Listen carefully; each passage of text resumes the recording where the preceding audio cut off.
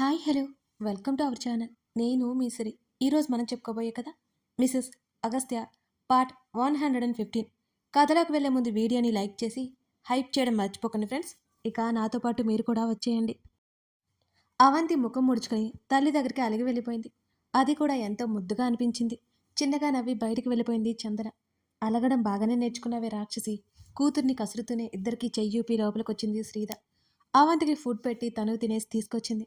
పాపకి స్నానం చేయించి ఆడుకోవడానికి బొమ్మలు పెట్టి విన్నీకి కాలు కలిపింది శ్రీద. చెప్పు శ్రీ అంది విన్నీ. విన్నీ, మొన్న ఒక కుక్ని కలిశాను కదా, అతనికి మన వంటలు పెద్దగా రావు. నాన్ వెజ్ ఫాస్ట్ ఫుడ్ ఇవే వచ్చు, కానీ ఇది కాదని చెప్పి రిజెక్ట్ చేశా. ఎవరో ఉన్నారన్నావు, ఏమైంది అని అడిగింది శ్రీద. ఇప్పుడు నేను వంశీని కలవడానికి వెళ్తున్నాం. అతన్నే మాట్లాడి చెప్తానులే. త్వరగా మాట్లాడవే, ఇప్పటికీ చాలా ఆలస్యమైపోతోంది అన్నది శ్రీద. అలాగే అగస్త్య తను చూసిన ప్లేస్ గురించి చెప్పింది. సరే, అమ్మ కూడా వచ్చింది, పాపను అమ్మ దగ్గర పెట్టి వెళ్తాను. నిన్న పాపతో ఎవరూ లేక వెళ్ళలేదులే అని విన్నీ అన్నది. సరే, ఇంకా మెయిడ్స్ కావాలి, అవి నేను చూసుకుంటానులే. కుక్ త్వరగా దొరకాలి, ఈలోపు కావాల్సినవన్నీ తెచ్చుకోవాలి. ఇద్దరు అలా మాట్లాడుకుంటూనే మరొక గంట కాలాన్ని కరిగించేశారు. ఫోన్ కాల్ కట్ చేసి అవంతి వైపు చూసింది శ్రీద. ఆ గదిలో సగం వస్తువులు కింద పడేసింది. అవి చూడగానే శ్రీదకి ఒక్కసారిగా నీరసం వచ్చేసింది. కూతుర్ని ఏమీ అనలేక గ్రేప్స్ బౌల్ ఇచ్చి సోఫాలో కూర్చోబెట్టి అవి సద్రం స్టార్ట్ చేసింది. మధ్యాహ్నం అవంతి పడుకున్న తర్వాత మిగిలిన పనులు చూసుకుంది శ్రీద. సాయంత్రం బ్యాంక్ అయిపోయాక బయటకొచ్చింది చందన. కొలీగ్తో మాట్లాడుతూ తల తిప్పి చూసిన ఆమెకి శ్రీద చందనని అవంతిని ఎత్తుకొని కనిపించింది. శ్రీద రోడ్డుకి అవతల ఉంది. జేమ్స్ కార్కి ఆనుకుని నిలబడి చుట్టూ గమనిస్తూ ఉన్నాడు. వెళ్తున్నట్టు కొలీగ్తో చెప్పి రోడ్డు దాటపోయింది చందన. అది అర్థమైన శ్రీద కాల్ చేసింది. చెప్పు శ్రీద, మేమే యూటర్న్ తీసుకొని అవతలకొస్తాం, మీరు అక్కడే ఉండండి అని శ్రీద చెప్పింది. ఏం పర్లేదులే, యూటర్న్ తీసుకుని మళ్ళీ అటే కదా వెళ్లాల్సింది, నేనే వస్తాను అని శ్రీద చెప్పేది వినకుండా చందన కాల్ కట్ చేసింది. అయ్యో, మీ అమ్మమ్మకు కూడా నాలాగే తొందర ఎక్కువ అవి అయిపోతుందని చెప్పేది అస్సలు వినట్లేదే అని శ్రీద కూతురుతో అంటూ నిట్టూర్చింది.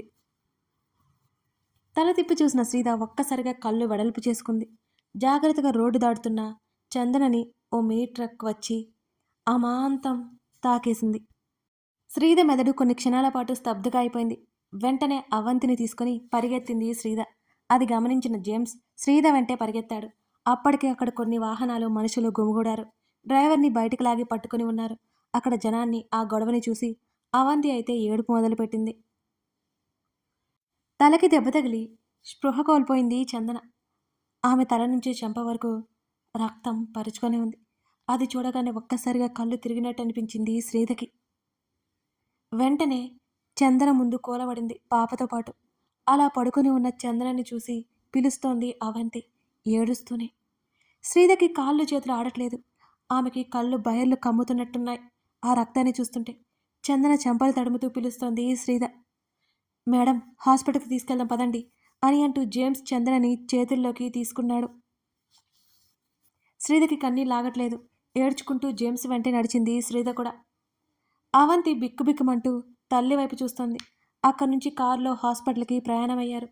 చందన తలకి కర్చీఫ్ అదిమి పెట్టి పట్టుకుంది శ్రీద. అవంతి పక్కనే కూర్చుని చందనని లేపుతోంది.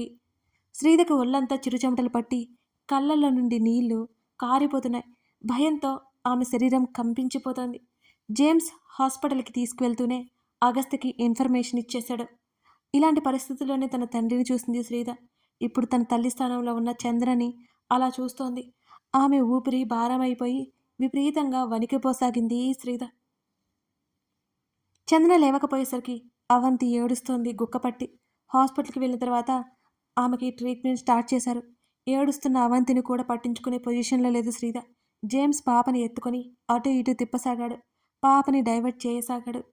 శ్రీద అయితే అలాగే స్తబ్దుగా అయిపోయింది. వాళ్ళు వెళ్ళే 10 నిమిషాల్లోనే అగస్త్య హాస్పిటల్కి వచ్చేశాడు. అతను కనిపించగానే ప్రాణం లేచి వచ్చినట్టు అనిపించింది శ్రీదకి. ఒక్క ఉదుటున లేచి అతని దగ్గరికి పరిగెత్తి అతనిని కౌగిలించుకుంది శ్రీద. శ్రీద ఏదో చెప్పాలనుకుంటుంది, కానీ ఆమెకి మాట రావడం లేదు. ఆమె డ్రెస్ మీద రక్తం కనిపిస్తోంది అతనికి. ఆమె ముఖాన్ని చేతుల్లోకి తీసుకుని, ఏం కాదు, నువ్వు కంగారు పడుకు, డాక్టర్ ఎక్కడా, శ్రీధర్ని దగ్గరికి తీసుకొని సముదాయిస్తుండగానే జేమ్స్ అక్కడికి వచ్చాడు. ట్రీట్మెంట్ జరుగుతోంది సార్, అతను వినయంగా చెప్పాడు.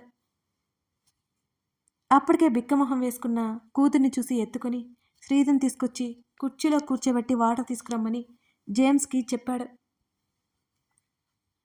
జేమ్స్ అటు వెళ్ళాడు. ఏం కాదు, నువ్వు టెన్షన్ పడుకో. ఆమె తలని దగ్గరికి తీసుకున్నాడు అగస్త్య. నా ముందు నా ముందు యాక్సిడెంట్ అయింది. రక్తం రక్తం అసలు స్పృహలో లేదు. డాడీ డాడీ కూడా ఇలాగే అని తడబడుతూ అస్పష్టంగా పలుకుతోంది శ్రీధ. తల్లి ఏడుస్తుండేసరికి డాడీ మమ్మ అంటూ అవంతి ఏడుపు మొహం వేసుకుంది. అవి భయపడుతుంది. నువ్వు ఇలా అయిపోతే ఎలా?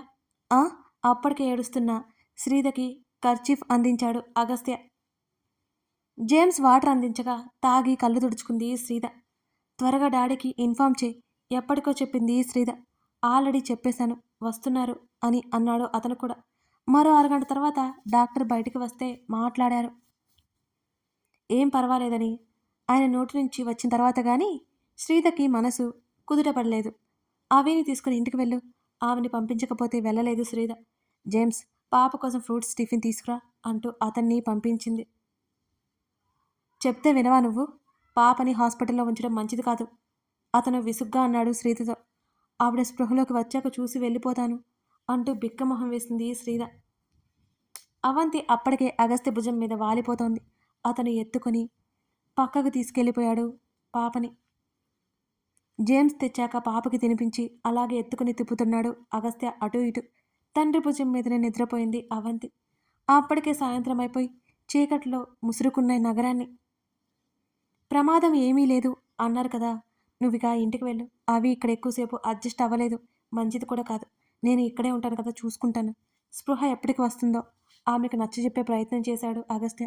శ్రీధకు అసలు వెళ్ళబుద్ధి కాలేదు. కానీ అవంతిని చూస్తుంటే ఒకవైపు వాలిపోతున్నట్టుంది.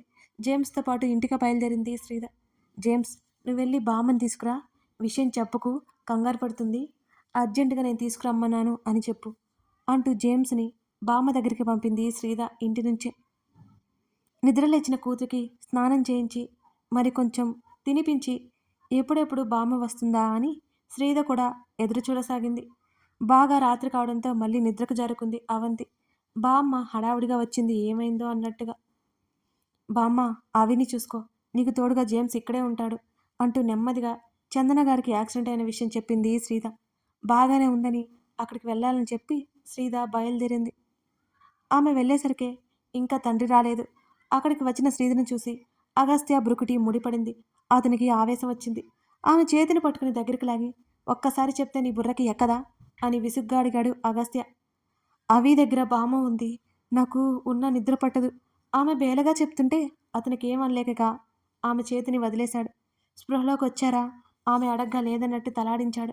ఇద్దరు అలాగే బయట వెయిటింగ్ చైర్స్లో కూర్చొని ఉన్నాడు చందన కోసం. ప్రాబ్లం ఏమీ లేదు అన్నారు కదా, నువ్వు దాని గురించి ఆలోచించి పిచ్చిదానివి అవ్వకు అతను విసుగ్గా చెప్పాడు మళ్ళీ శ్రీధను చూసి. లేదు, అసలు యాక్సిడెంట్ చేసిన వాడిని ఏం చేశారు అని అడిగింది కోపంగా శ్రీధ. పోలీసులు పట్టుకెళ్ళారులే, వాడు కంగారులో ఎక్కడికో వెళ్తూ కొట్టేశాడు అని అగస్త్య అన్నాడు. ఛ, ఏం మనుషులో ఏమో. ఓ 10 నిమిషాలు లేట్ అయితే ఏమవుతుంది?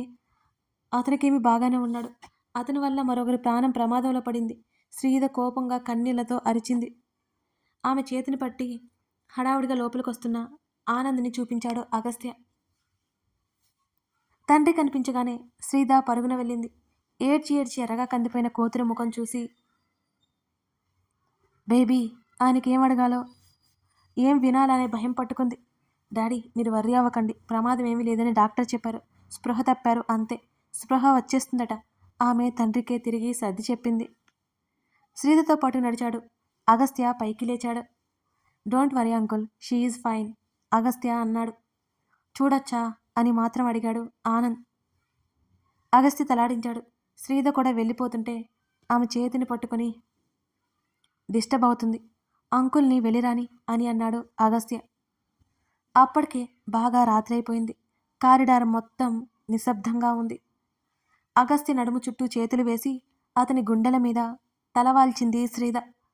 నెమ్మదిగా ఆమె తల నిమురుతూ గ్లాస్ డోర్ నుంచి బయటికి చూస్తున్నాడు అగస్త్య.